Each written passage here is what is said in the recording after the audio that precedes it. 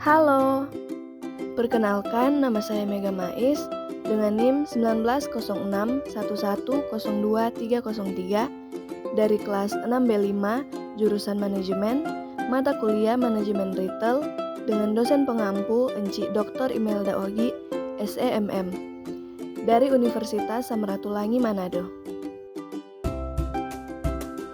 Nah, pada video kali ini saya akan membahas materi mengenai sistem informasi dan manajemen rantai pasokan. Yang pertama, sistem informasi. Pengertian sistem informasi. Sistem informasi atau disingkat SI adalah kombinasi dari teknologi informasi dan aktivitas orang yang menggunakan teknologi itu untuk mendukung operasi dan manajemen. Dalam arti yang sangat luas, istilah sistem informasi yang sering digunakan merujuk kepada interaksi antara orang, proses algoritmik, data dan teknologi. Dalam pengertian ini, istilah ini digunakan untuk merujuk tidak hanya pada penggunaan organisasi teknologi informasi dan komunikasi, tetapi juga untuk cara di mana orang berinteraksi dengan teknologi ini dalam mendukung proses bisnis. Berikutnya, 4 langkah dalam membangun sistem informasi. Pertama, menentukan serta mengetahui masalah. Yang kedua, menyediakan solusi alternatif. Yang ketiga, memilih solusi. Dan yang keempat, mengimplementasikan solusi yang dipilih. Ketiga langkah pertama disebut dengan analisis sistem. Tujuan. Tujuan dari sistem informasi adalah menghasilkan informasi. Sistem informasi selalu melibatkan data-data penting, di mana data yang diolah menjadi bentuk yang berguna bagi para pemakainya. Data yang diolah saja tidak cukup dapat dikatakan sebagai suatu informasi. Berikutnya komponen. Sistem informasi terdiri dari komputer, instruksi, fakta yang tersimpan, manusia dan prosedur, sehingga dapat dikategorikan dalam 4 bagian. Yang pertama, sistem informasi manajemen. Yang kedua, sistem pendukung keputusan. Yang ketiga, sistem informasi eksekutif. Dan yang keempat, sistem pemrosesan transaksi. Yang berikutnya, manajemen rantai pasokan atau supply chain management. Yang pertama, pengertian manajemen rantai pasokan. Manajemen rantai pasokan adalah serangkaian kegiatan yang meliputi koordinasi, penjadwalan dan pengendalian terhadap pengadaan, produksi, persediaan dan pengiriman produk ataupun layanan jasa kepada pelanggan yang mencakup administrasi harian, operasi, logistik dan pengolahan informasi mulai dari pelanggan hingga ke pemasok. Sedangkan untuk definisi lainnya yang lebih sederhana, supply chain management adalah mekanisme yang menghubungkan semua pihak yang bersangkutan dan kegiatan yang terlibat dalam mengkonversikan bahan mentah menjadi barang jadi.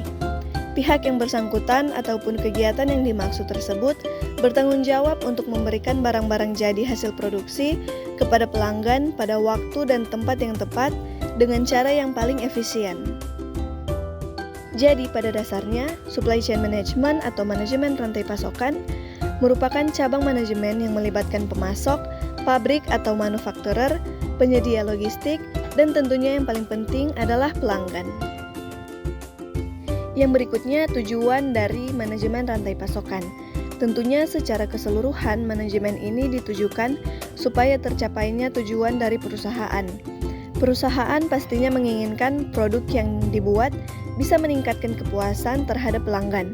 Dengan demikian, ini adalah tujuan utama dari dibuatnya sebuah manajemen rantai pasokan.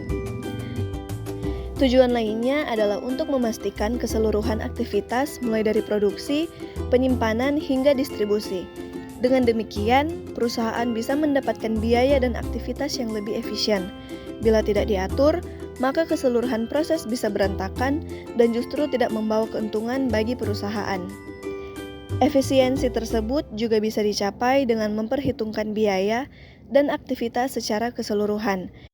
Misalnya saja dari persediaan bahan baku, proses produksi hingga barang jadi. Dengan demikian, proses bisnis bisa berjalan dengan lancar dan pastinya efisien dan efektif. Fungsi supply chain management. Yang pertama, perencanaan. SCM berfungsi untuk perencanaan supaya bisa mencapai tujuan organisasi. Selain itu, manajemen ini juga bertujuan untuk mengorganisasikan semua proses produksi barang. Yang kedua, mencakup penyediaan sumber daya. Manajemen ini akan membantu penyusunan bagan organisasi sehingga bisa menyesuaikan kebutuhan agar rencana bisa tercapai.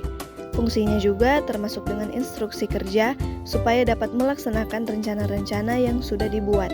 Yang ketiga, pengandalian atau kontrol. Dari instruksi kerja yang sudah dibuat, manajemen bisa melakukan kontrol atau pengawasan. Dengan demikian, semua proses kerja harus sesuai dengan standar. Pastinya akan membuat operasional bisa berjalan dengan optimal dan tujuannya tercapai. Berikutnya, manfaat manajemen rantai pasokan. Yang pertama, meningkatkan keuntungan. Keuntungan bisa bertambah karena proses produksi berjalan sesuai dengan rencana. Produk bisa terjual habis dengan manajemen yang tepat. Yang kedua, pelanggan menjadi puas. Manajemen yang tepat akan memastikan produk yang diterima oleh konsumen dalam kondisi baik. Dengan demikian, pelanggan akan menjadi konsumen yang setia dan bisa memakai produk dalam waktu yang lama. Dan yang ketiga, dapat menurunkan biaya. Integrasi dan kerjasama antar divisi membuat biaya jauh lebih efisien. Tim akan memastikan bahwa biaya produksi dari awal sampai akhir benar-benar sudah sesuai dengan rancangan. Proses manajemen rantai pasokan. Yang pertama, pelanggan atau customer. Yang kedua, perencanaan atau planning. Yang ketiga, pembelian atau purchasing. Yang keempat, persediaan atau inventory. Yang kelima, produksi atau production. Dan yang terakhir, transportasi atau transportation.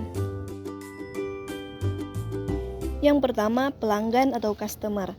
Pada sebagian besar industri manufacturing, pelanggan atau customer merupakan mata rantai pertama yang memberikan pesanan atau order, terutama pada perusahaan yang berorientasi IOM atau Original Equipment Manufacturer. Pelanggan memutuskan untuk membeli produk yang ditawarkan oleh perusahaan yang bersangkutan dengan menghubungi departemen penjualan atau sales perusahaan tersebut.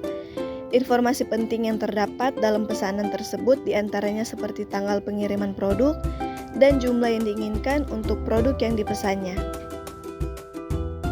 Yang kedua, perencanaan atau planning.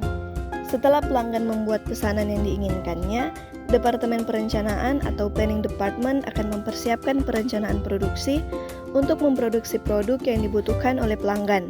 Pada tahap ini, Departemen Perencanaan juga menyadari akan adanya kebutuhan terhadap bahan mentah dan bahan-bahan pendukungnya. Yang ketiga, pembelian atau purchasing. Setelah menerima perencanaan produksi, dalam hal ini adalah kebutuhan terhadap bahan mentah dan bahan-bahan pendukungnya. Departemen pembelian atau purchasing department akan melakukan pemesanan bahan mentah dan bahan pendukungnya serta menetapkan tanggal penerimaan dan jumlah yang dibutuhkan. Yang keempat, persediaan atau inventory. Bahan mentah dan bahan pendukung yang telah diterima oleh pabrik akan diperiksa kualitas dan ketetapan jumlahnya, kemudian disimpan di dalam gudang untuk kebutuhan produksi. Yang kelima, produksi atau production. Bagian produksi akan menggunakan bahan mentah dan bahan pendukung yang dipasok oleh pemasok tersebut untuk melakukan proses produksi hingga menghasilkan barang jadi yang dibutuhkan oleh pelanggan. Barang jadi yang telah diproduksi ini kemudian dimasukkan ke dalam gudang dan siap untuk dikirimkan ke pelanggan sesuai dengan jadwal yang ditentukan. Yang terakhir, transportasi atau transportation. Departemen pengiriman atau shipping department akan mengatur waktu keberangkatan barang jadi atau finished products yang di gudang tersebut sesuai dengan jadwal yang diinginkan oleh pelanggan.